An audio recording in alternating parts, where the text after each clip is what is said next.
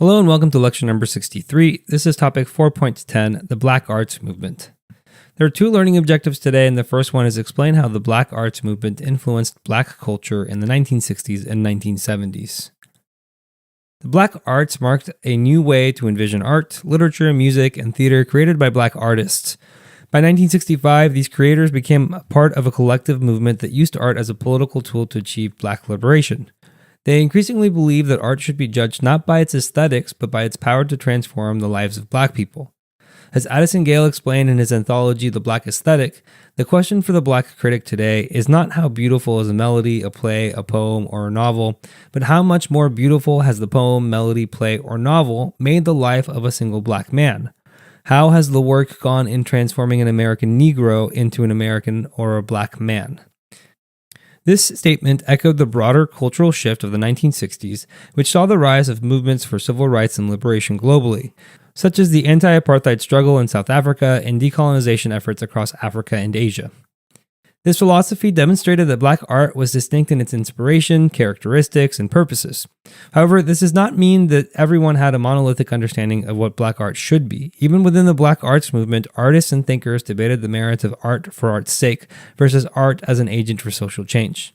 Additionally, individuals criticized by the Black arts movement as assimilationists often found areas of agreement with the movement's goals.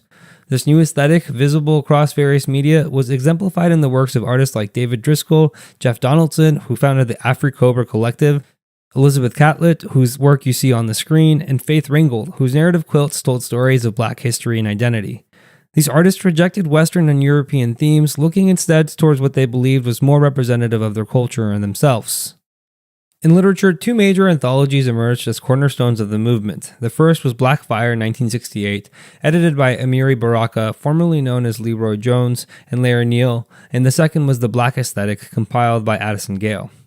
Both anthologies include works by contemporary writers such as Sonia Sanchez and Nikki Giovanni. Novelists like Toni Morrison and Alice Walker also played a pivotal role in emphasizing the Black experience, particularly the Black female experience.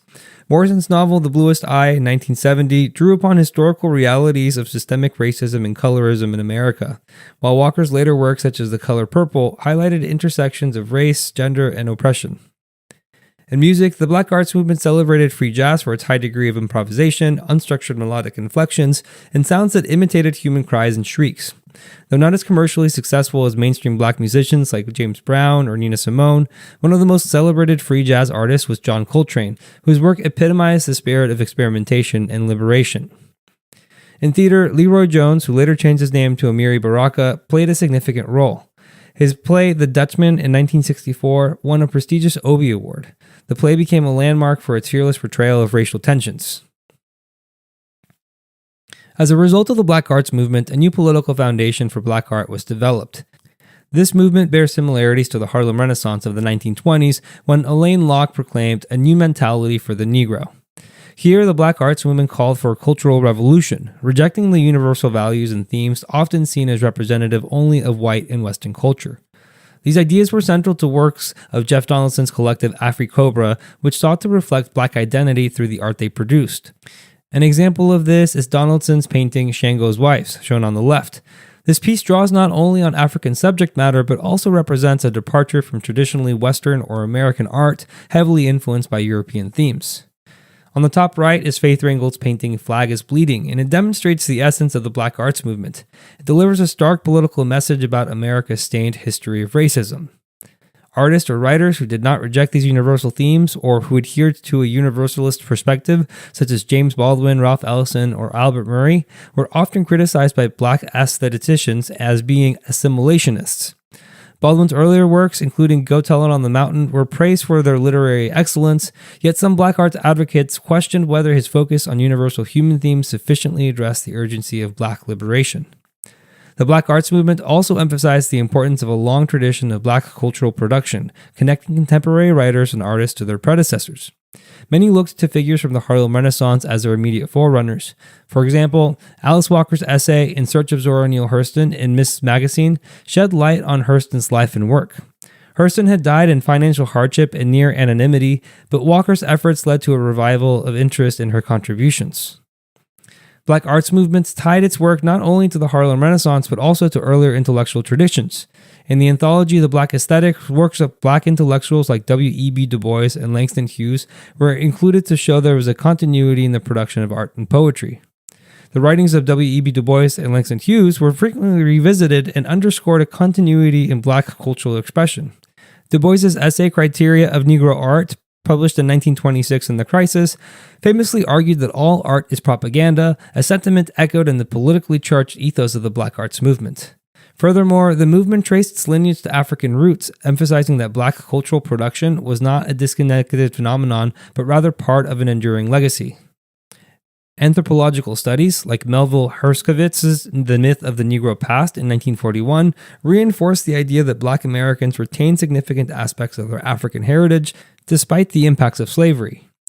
This recognition of African continuity was central to the Black arts movement's efforts to celebrate and elevate Black creativity and culture. And the second learning objective is explain how the Black arts movement influenced the development of African American studies. The course of African American Studies is inherently interdisciplinary, and the material inspired by the Black arts movement plays a significant role in shaping the field.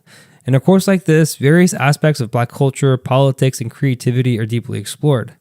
For example, publications such as Jet and Ebony, along with Black World, formerly known as Negro Digest, served as essential platforms for Black voices. New publishing houses such as Third World Press emerged to amplify the works of Black authors, while art collectives like AfriCobra, which we have already discussed, contributed to the visual identity of the movement. Amiri Baraka's drama collective, the Black Arts Repertory Theater School, or BART, also exemplified this interdisciplinary spirit by combining performance, activism, and education. Additionally, new scholarly journals founded in 1969 and 1970, such as the Black Scholar and the Journal of Black Studies, played important roles in elevating historical and cultural scholarship in African Americans. The Black arts movements directly inspired the establishment of African American studies as an academic discipline. The earliest African American studies programs were developed with a focus on integrating history, culture, and political thought. San Francisco State University offered the first formal program in 1968, marking a turning point in higher education. This initiative was the result of student-led protests and activism during the late 1960s, and that was part of a broader wave of student movements demanding curriculum reform across the United States. By creating an interdisciplinary framework, these programs ensure that African American history, literature, art, and sociology could be studied as interconnected fields, reflecting the multifaceted contributions of Black culture and intellectualism. And finally, here's the recap. The Black arts movement inspired artists, writers, musicians, and dramatists who envisioned art as a political tool to achieve Black liberation. It created a new political foundation for Black art, though it emphasized the long tradition of Black cultural production. And finally, it inspired new Black magazines, publishing houses, art collectives, scholarly journals, and the new African American studies programs across the country. Thank you for watching. If you would like to watch the next lecture, click the thumbnail on the screen. And if you would like more resources to help you study, you can visit apushslides.com/afam. I wish you the best of luck with your studies, and I hope to see you back on the next lecture.